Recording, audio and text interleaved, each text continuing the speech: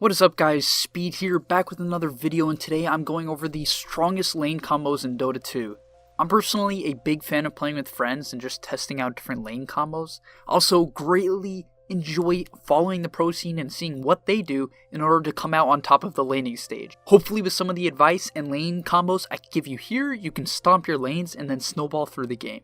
First, we have Luna, Sven, Grimstroke. This lane, and variations of this lane, specifically Luna, Sven lanes, has been very popular recently in the pro scene, and for good reason.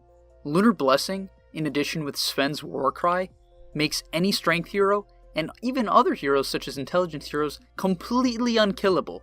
You have so much damage, and so much sustain, that nearly no heroes can contest you without just running out of HP and slowly getting chipped down.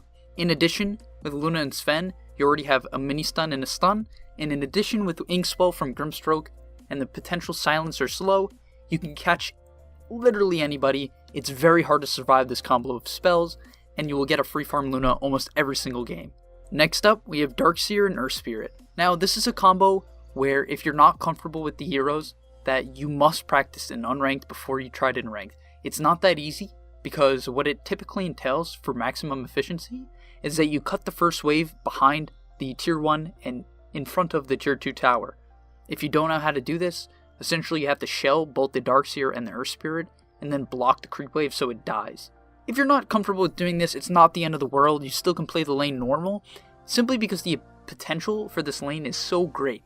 If you're against someone like a PA, or a Terrorblade, or a Sven, any of these heroes that struggle against magical damage, you can do so much of it. Earth Spirit always has the capability to get on top of heroes, especially squishy supports, and with an Ion Shell, especially when Dark Seer is level 3 or level 5, will completely shred supports. Next, we have one that was popular a little bit a while ago, but still is definitely very viable, which is Centaur Rubik. Centaur Rubik is great because it is very hard to harass this lane out. With Fade Bolt and Retaliate, you can do very little to harass with right clicks. In addition, Centaur with Retaliate and the minus damage that you get from Fade Bolt makes it very, very, very hard to last hit. You're pretty much at a 70 to 80 damage disadvantage if you ever feed the Centaur any amount of Retaliate stacks. In addition, Centaur can struggle to get on top of units, and Telekinesis is the perfect setup for it. Next up, we have probably the most brain-dead combo in all of Dota 2. Literally, as an offlaner, this is my least favorite lane to go against. I hate it. I hate that people do this. I hate that this is popular. It's just miserable, absolutely miserable to play against, and that is Lich Jug. The Frost Shield plus Spin is probably the most annoying combo in all of Dota 2. You cannot run away from it. It does some absurd amount of damage, kills almost any single level 1 hero, and is a very little commitment. These are not very long cooldown spells. Spin goes down in cooldown, so does the Frost Shield, so it only gets better as the lane goes on, and there's nothing you can do about it. Jug is spell immune, and you can't run away. You better hope you're a Faceless Void, or someone that can disengage, or else you're just going to get completely destroyed. It's as simple as that. Next up, we have another tri-lane, and that would be Lion, Tusk, Terrorblade. So Tusk did get nerfed recently, however that is not to worry about. The idea here is that, in addition, with Tag Team, you have the stun from Lion. This is great because you can control heroes that you have in Tag Team, because if they are able to disengage from the long cooldown of Tag Team, which is now 24 seconds, it will not have that much value.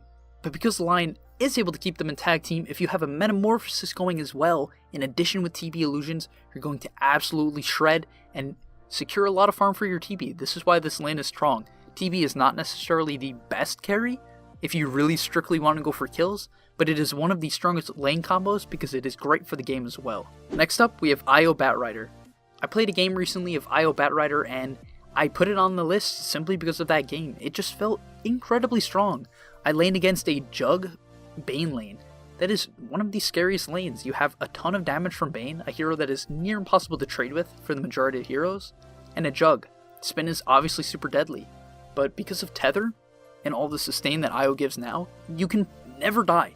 It's absolutely insane. And the greatest synergy of this lane is that Batrider gets movement speed, a percentage-based movement speed from Firefly, which IO also gets. Because Batrider is a hero that bases a lot of its kill potential on movement speed, it's great with IO because IO also gets all the movement speed. If you stack a couple camps with IO and give Batrider solo XP, at some point you are a menace to the entire map. And next up, one of my personal favorite lanes. Definitely nothing like Glitch Jug, that's a brain dead lane. This is a skill lane, this is an incredible lane. This is, if you are at the peak performance in your Dota 2 career, this is something you want to try out. It is Prophet Elder Titan, or Prophet Tiny. You can interchange Tiny and Elder Titan, they're both very, very good.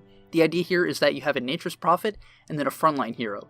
And what this does is that if you get good at CSing with Prophet, you can get all the CS, control the early tempo because that the enemy carry is so far behind, and you'll also provide a good lane for your position 4 tanky hero.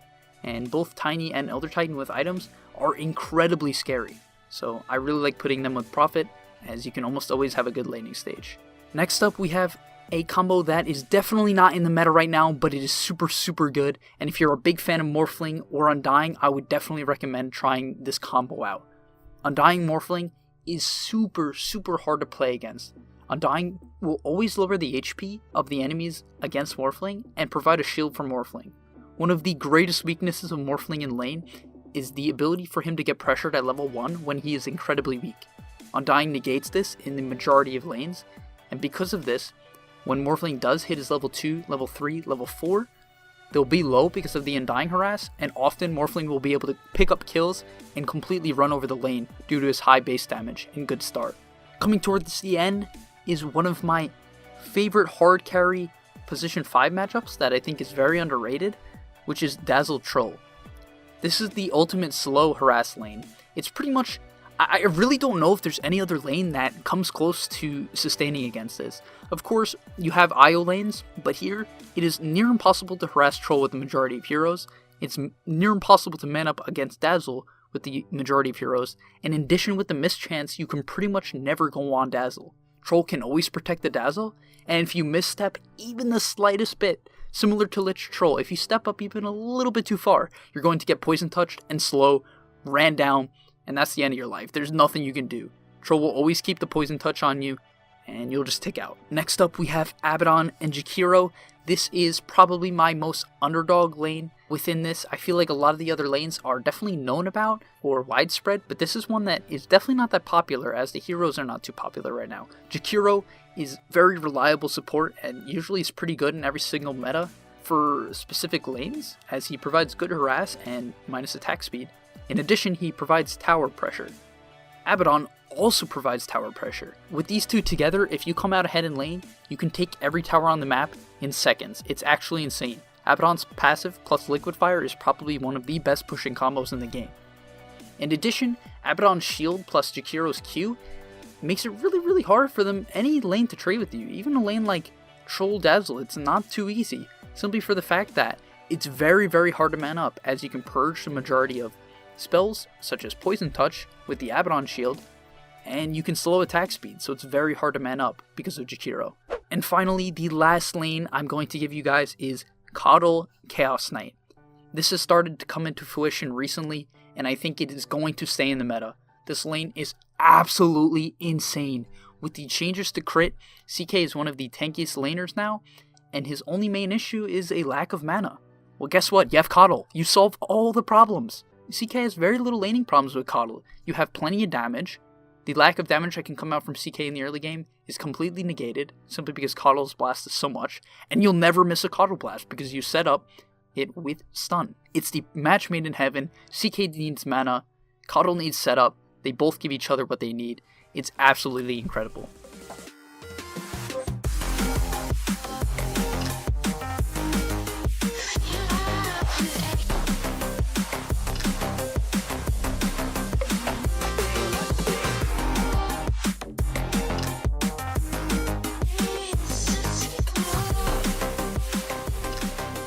Thank you guys for watching the strongest lane combos in this patch. I'm very excited to have you guys test these out.